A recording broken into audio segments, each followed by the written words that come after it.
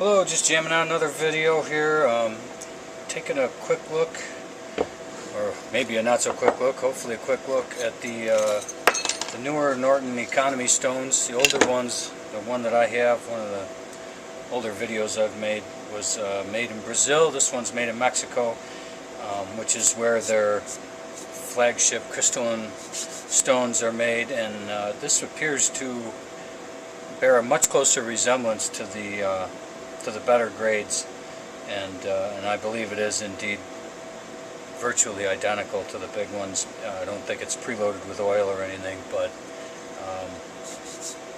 just visually comparing it to a crystalline, it looks dead on. It might not be, I don't know, but it's a pretty good stone. I'm going to do a quick video with it, and I'm going to do a little bit more about reclaiming some of the grit left over from working on the stone for use as a stropping compound, and hopefully be able to come up with a few visual examples of how the edge changes as you go through.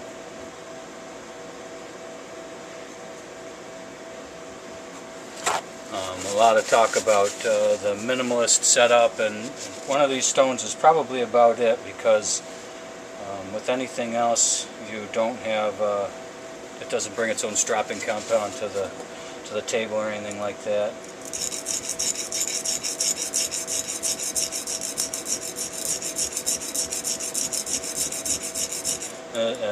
As always, I'm trying to preload my wrist a little bit to create a bias towards a thinner edge.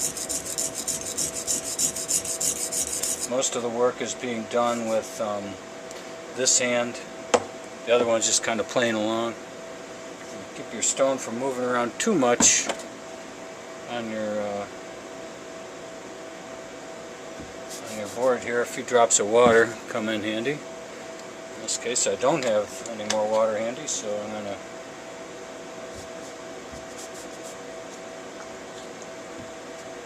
use a little bit of isopropyl alcohol. Just got enough water in the mix that it should stay put.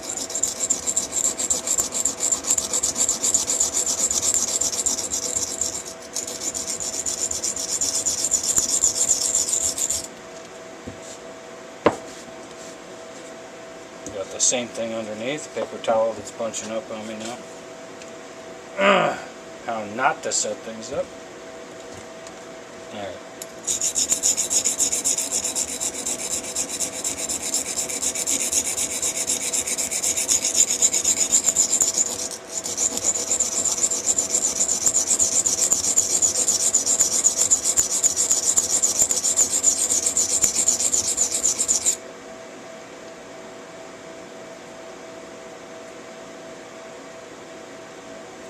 And even with this Sandvik steel, it should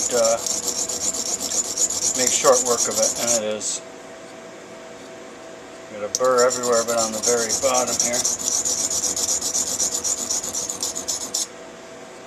And it's got that outward swell to the base. You either have to work very carefully off the edge or lower the handle just a little bit to hit it. I whipped up a good sized burr, just blasting that edge down, so I'm going to elevate the spine a little bit, grind off the bulk of it. I don't want to make a micro bevel or anything, so as long as I can feel a little bit of burr still on there. Just going to grind most of it off. Same thing, preloading.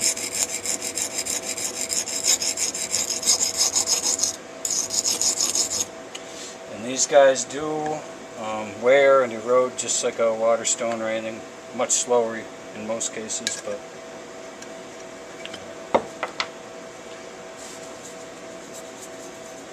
still in evidence.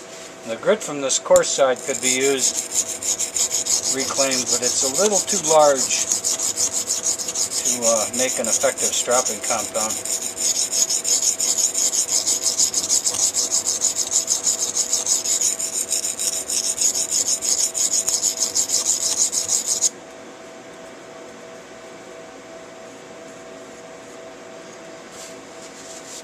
And this guy, one of the reasons that I think this is much closer to the branded stone is the speed with which it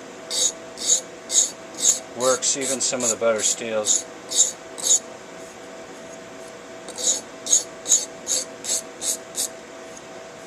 Again, I'm going to flip over and work the fine side of the stone, so I'm not overly concerned with getting all of the burr off, but if I don't get most of it,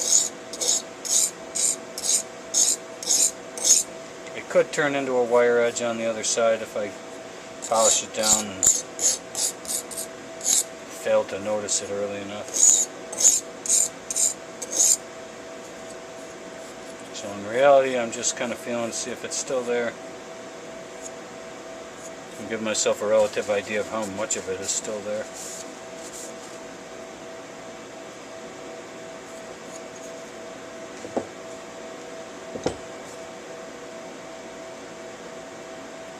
And the edge was not in terrible shape going in, but it was kind of rounded.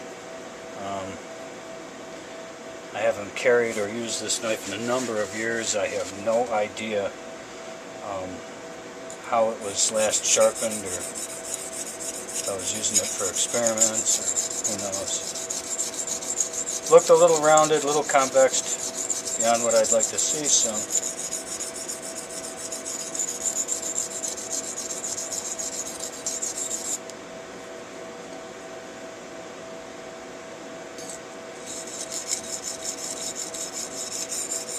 I'm already getting the burr to stand up on this lighter stone, or the finer side of the stone. It's a 6-inch stone, so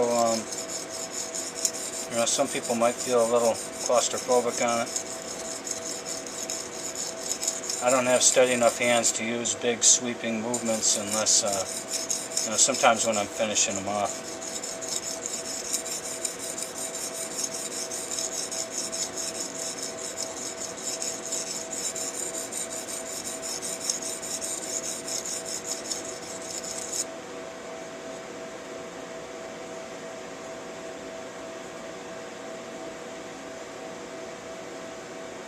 So again, I'm getting the burr off. I'm going to elevate a little bit.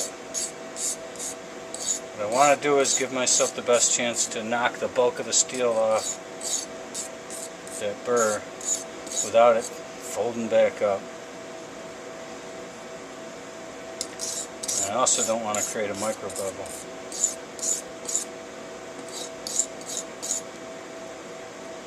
Not that I have a problem with them, I just don't normally use them, and I don't like to depend on them for getting rid of burrs.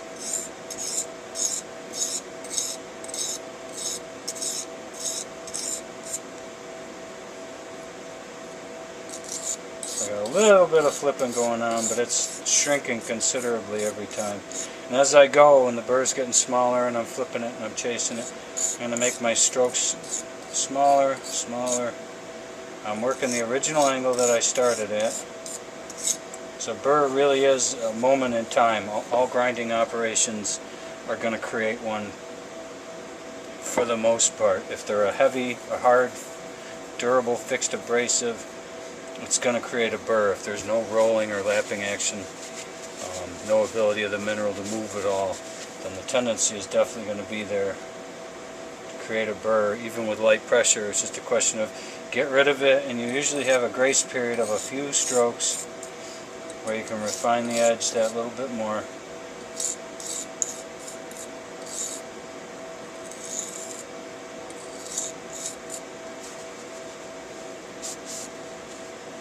I think I have, for the most part, gotten a lot of it. I do have a loop handy, but I'm just going to go by eye. There's a little bit right down on the underside of where the curl comes out. I don't like to work the outside corner any more than I have to, so if the knife I'm working on has a recurve, that's usually the last place where the burr is going to come off.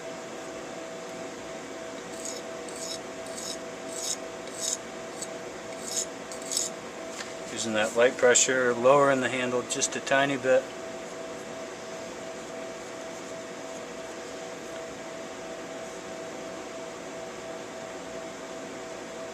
And there may very well be a small one, but nothing I can feel by hand. what I will do very quickly here.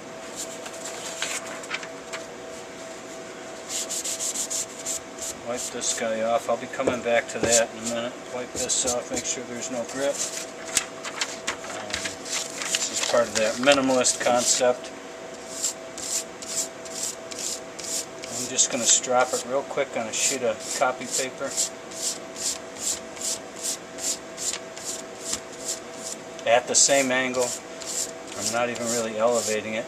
And what this will do is shine up any burrs that are left. It's not the gold standard, but it works pretty good. So I'm going to keep doing more work with this.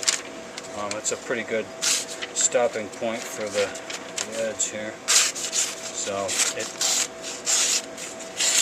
nice slice.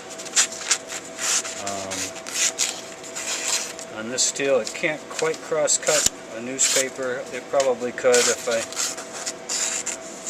weren't hurrying on. Oh, that's pretty good.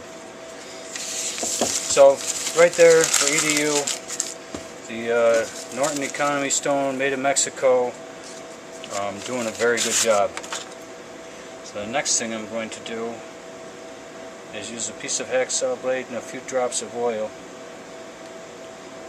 And I try to move these stones around and work them nice and even, but inevitably you don't hit these outside corners very well. So what I'm going to do is with the hacksaw blade, I'm holding it at an angle. I want to induce some mineral tear out so that I get the most minerals, silicon carbide bits of abrasive breaking out for the amount of steel I'm leaving behind. And I'm applying a bunch of pressure because I'm not worried about the edge or what happens to the steel. I just want to get some of this mineral knocked off the stone. And I want it to be nice and fractured sharp.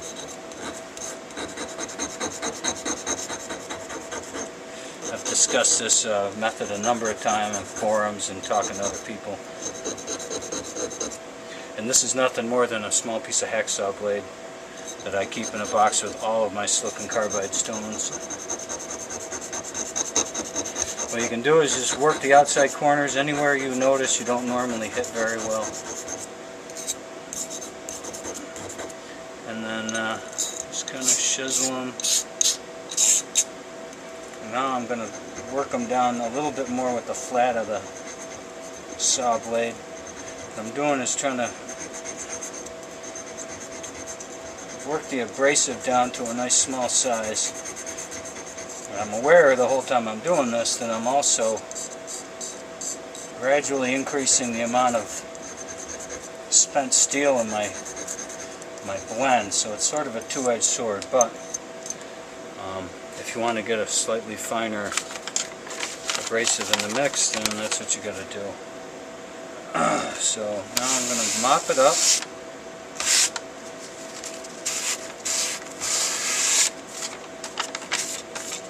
It looks like I got a decent amount. I'll stop right there. If it doesn't, it's difficult to get all the grit that you've broken off in one fell swoop. There's always some left behind. This is one of the real advantages to using these stones with oil. If you have nothing else, this works very well. Now I got a chunk of one of my washboard strops here. Cut to fit. I'm going to fold this very tight around the stone. I don't want any of that paper hopping up that doesn't have to. I'm just working this around. You could do this procedure and put it right on the coarse side of the stone itself if you don't have a washboard. I get a better result using it, so I'm just using it for this video. If you didn't have one of these, you could just wrap it around the coarse side of the stone and press down, not real hard, but hard enough to feel some of the surface texture of that coarse stone through the paper.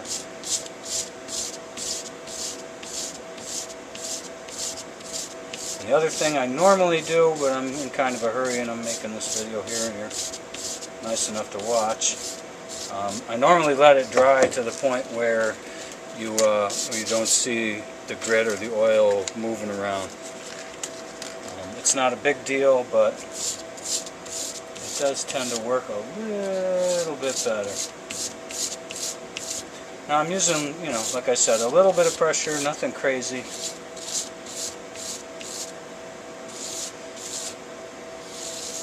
If it were a leather strap, I wouldn't be using anywhere even remotely near the amount of force I'm using. And I can feel it's still 3-finger sticky. Any residual burrs are almost guaranteed to be long gone, and the edge has experienced a nice step up in refinement. I should really do one of these without using a washboard, but since it does work well and since I always use one, that's how I make my videos.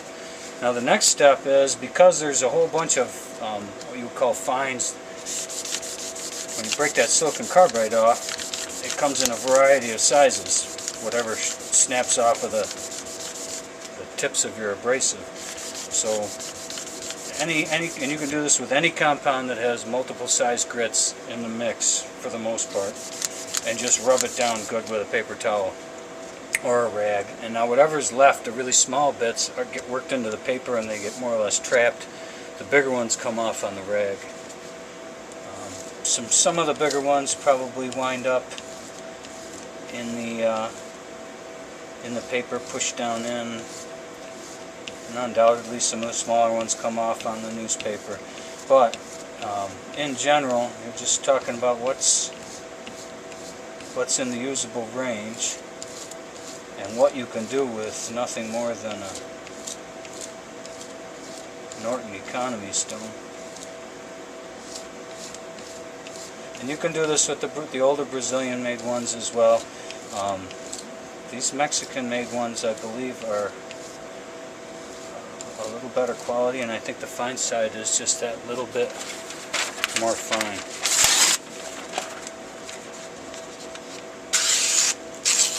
Now, each step up is a corresponding increase, and this is across the grain. There's a corresponding increase in sharpness. But it won't cut, it's going to catch anyway. And it is still very 3-finger sticky. I'm sure this would slice a paper towel down or anything else. The next step that I can do, if I want to, and I might as well since I'm here, is just take a sheet of paper. This is Sandvik steel. I cannot recall what the specific designation is, but it's fine grade. It doesn't have big carbides. It will respond well to a little bit of burnishing on plain paper. And once again, you can do this on the coarse side of your stone. Make sure there's no grit trapped between the stone and the paper, because that'll push right up. It'll deform your cutting edge. But it does a really good job to just quickly bring an edge up. Now I'm not using a ton of pressure. I'm also slightly elevating the spine because the abrasives in the paper are not really aggressive enough to remove a lot of steel. So mostly what I'm doing is burnishing and a real light polish along the cutting edge. Just milking the stone for everything it's worth. And again, every time you do something, it's going to get just that little bit better. This is right off of the Economy stone, technically. Yes, I had some help from a washboard, and I guess, people out there that think that these, there might not be anything to it, well, just use the stone, and you should get similar results. I can tell you, you probably won't. Maybe you will. I don't know, but it's still a good way to go. If you don't have the specialized post stone under layer for your paper. It is just as easy to do like that and do a two-stage. I would recommend using the coarse side of the stone so that the paper can sink down into the imperfections in the stone surface a little bit, and there's less push-up. A lot less likely to round the cutting edge using this paper. And you know, obviously the less oil you have in the paper, the less swollen it'll be, and the less give it'll have. And if you let the oil migrate out into the paper, it'll also have a present just that little bit harder. But you know, off the stone, you're not giving up a ton by not having the washboard. A little bit though.